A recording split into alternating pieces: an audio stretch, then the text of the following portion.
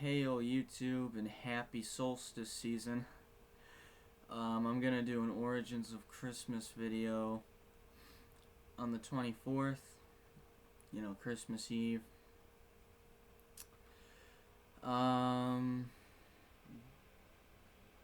So yeah, winter solstice tomorrow. The reason for the season, actually. I'll get into that Thursday. Anyways.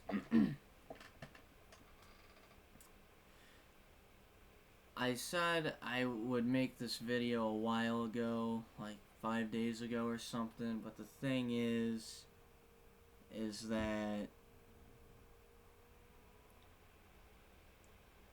what had happened was I kept doing the same take of this video and it wasn't turning out right. So what I did is I just didn't do it for a while, and I would have probably done it this weekend had I not been, out of state, because I was out of state for a few days. So I'm back, just got back home this morning, so yeah. So, the video is basically, and if you're a fundamentalist or you're a hardcore Christian or Muslim or whatever, just leave this video. You can pray for me all you want, but I'm not gonna listen to you. I don't really fucking care. So if you don't want your faith, shaken in a way that you don't want it to be shaken,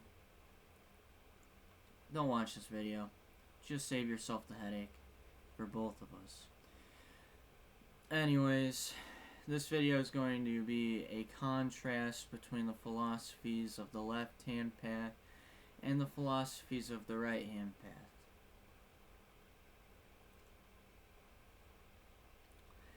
Starting with the right-hand path, whether the philosophy of a dogma attached to it or not, we're going to examine each of them. First is the Abrahamic religions. These are the most, I would say, putrid of the bunch. They all feast off of negative emotions or negative images of man. I mean, before I get into this, any right-hand path has these three themes in common. Man is unclean and cannot sustain himself without a dogma like this telling him what to do and what not to do. They always feed off of your negative emotions, and they always try to construct happiness out of unhappiness. So what the right-hand path does is essentially, and especially in Abrahamic religions, it makes you feel impure, makes you feel guilty. I mean, the third was actually guilt, my bad. It feasts off guilt, makes you feel like you're less than you are, tries to take away, all your power, and with some people it succeeds, some people it doesn't. Now, if you're a skeptic of religion, as I am, I would tell you the same thing that most Christians, Muslims, and Jews tell you to. But I actually mean it. What I mean is, read one of these books with an open mind. When they say it, they mean read it and accept everything in this book as nothing but the truth. When I read the Bible cover to cover, I didn't really glean any sentiment out of it, anything I could live by. What I read was some masochistic manifesto from some evil tyrant that's rivaled by some evil king somewhere who saves all the cuts of beef for him and his family while he makes his guards suffer and his villagers suffer from malnutrition, shitting dying of dysentery because they've been living off of cabbage soup for the past 3 weeks. That is the madness I've seen. And everyone wants to blame Satan. Satan this, Satan that. Satan is to blame for everything.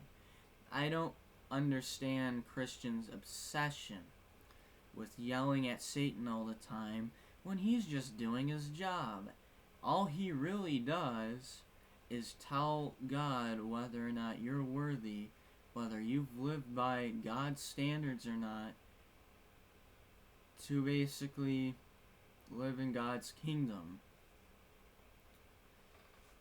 It doesn't make sense to yell at Satan for doing his job, but yet God makes him suffer, throws him in the lake of fire, is an asshole to him. He makes his son suffer and is an asshole to him, and he makes his archangels suffer and is an asshole to them. So we can extrapolate this and say God is an asshole and will make anyone who follows him suffer. And I'm sorry for the voice crack. Anyways, but it's like this with any Abrahamic religion. It will feast off of your negative emotions. Oh, you got raped, you deserve it. You weren't covered up enough. Oh, women, fuck women. Slap them if they speak in church. Most of these elements have been eradicated from modern day Christianity. So that's good. So, yeah. And even looking at these philosophies like Hinduism, and I should make a video on the wacky fucking shit the Hindus believe in. That a cluster, a star system is closer to Earth than fucking Mars. Mars is apparently 4 billion miles away. Physically underneath the globe, there is a gigantic ocean of milk, and there's 20 hell planets for people who did wrong in their life, and of course, following suit with most theistic groups, the most violent hell planet is for the atheists, full of choking on smoke and being anally raped and prodded with sharp objects and bitten for all eternity. And then there's the Buddhists, and I do respect some Buddhist teachings, except they always say that, and they always say, humans are a filthy animal and are devolved, and they try to reach both Hindus and Buddhists, try to reach this enlightened status, but my problem with their version of enlightenment is that they're using someone else's method for them. Because the ground basis for enlightenment is literally just to be able to think for yourself, have your own opinions, etc. These people these people who devote their lives to these teachings, are they truly enlightened? I don't know. And they always want you to make peace with everyone and forgive everyone. That's another common theme, someone who's done utter wrongness to you. Now, this would be a great time to transition to the left-hand path. The left-hand path, most pagan, most Wiccan, most satanic circles in the left-hand path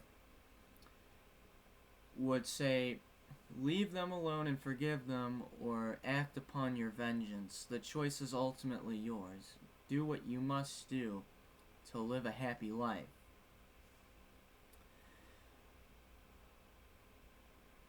And, if the person curses them, they curse them. If the person beats the shit out of them, they beat the shit out of them. Bitches them out, they bitch them out. Or just leaves them alone, they leave them alone.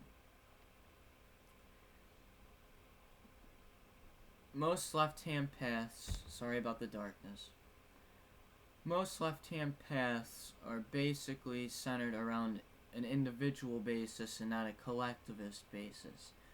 Basically, do what you want to do. If it doesn't feel right and you don't want to do it, you don't have to do it. It's essentially the backbone of all left-hand paths. Now, there is differences in beliefs. See, the LaVeyan Satanists, they are more atheistic. They think when you die, you're dead. Some pagan and Wiccan circles believe in reincarnation. Some pagan circles believe that your spirit is your next form and you just kind of wander around in an alternate plane but on the same planet. I subscribe to the theory of reincarnation. I think soon there will be scientific proof or something of that nature to back it up. That's just my belief. That's just how I feel. It's how a lot of my family feels too. But yeah, that is the contrast between left-hand path and right-hand path. Right-hand path forces you to do things, makes you want to do things, I guess, makes you feel like you have to do things. That's a better way to say it. Feasts on your negative emotions. Left-hand path, do whatever the fuck you want, do whatever is necessary. Some have some strict codes. Like, I don't see eye to eye with Wiccans or pagans on some things because I feel they've kind of switched one group of gods for another group of gods, you know? That's just my take on it.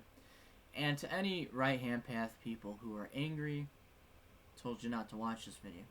Any right-hand path people who are curious and are kind of shaken in their faith to begin with and are kind of losing faith, if you're struggling with your faith, it's not that you have to become a better Christian, a better Muslim, a better Hindu, a better Buddhist, a better Jew, whatever.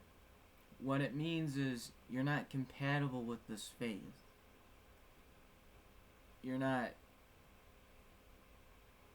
You're essentially not compatible with it, and this may be your first step to the left-hand path, or atheism, or whatever.